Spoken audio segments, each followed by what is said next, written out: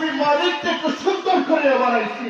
মালিক তো ডাক দিতে থাকে, লাকাদ খালাকনাল ইনসানা ফি আহসানি তাকওয়িম। আমি মালিক মানুষটাকে একটু সুন্দর করে বানাইছি। আল্লাহ বলেন, বান্দা তোর তো কোনো অস্তিত্বই ছিল না, অস্তিত্ববিহীন থেকে তো আমি মালিককে অস্তিত্বটাকে দিয়েছি। কাইফা তাকফুরুনা বিল্লাহ ওয়া কুনতুম আমওয়াতা ফাআহইয়াকুম সুম্মা ইউমীতুকুম সুম্মা ইউহয়ীকুম সুম্মা ইলাইহি তুরজাউন। আল্লাহ বলেন, বান্দা আমি মালিকের অস্তিত্ববিহীন থেকেই তো আমি অস্তিত্ব দিয়েছি।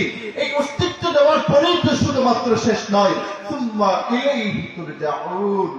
আমার বান্দা আমার কাছেই ফিরে আসতে হবে বলে সুবহানাল্লাহ। সেজন্য মালিক আমাকে আপনাকে ডাক দিতে থাকে। আল্লাহ বলে, আমি তোকে তাহাজ্জুদের সময় ডাকি বান্দা, তোকে আমি পাইলাম না। ফজরের সময় ডাকি বান্দা, তোকে আমি পাইলাম না। যোহরের সময় ডাকি বান্দা, তোকে আমি পাইলাম না। আসরের সময় ডাকি বান্দা, তোকে আমি পাইলাম না। মাগরিবের সময় ডাকি বান্দা, তোকে আমি পাইলাম না। এশারের সময়টা ডাকি বান্দা, তোকে আমি পাইলাম না।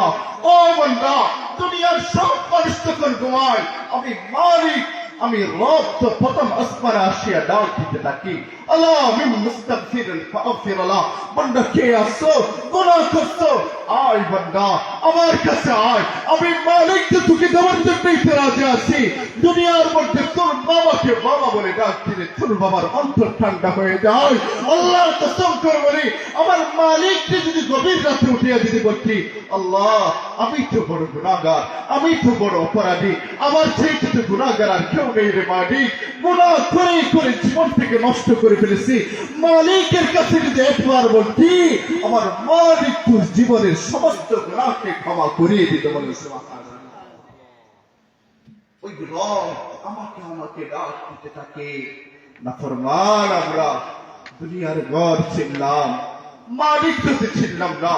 দুনিয়ার কি ব্যবসা করলে দুনিয়ার মধ্যে উন্নত হয়ে যায়, এটাই ছিলাম।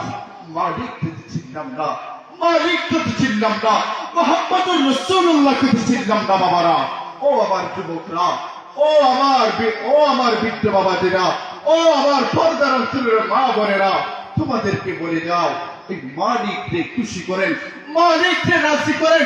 আল্লাহর কসম করে বলি, আপনি মালিককে রাজি করবেন, দুনিয়ার সব কিছু আপনার জন্য হয়ে যাবে বলে সুবহানাল্লাহ।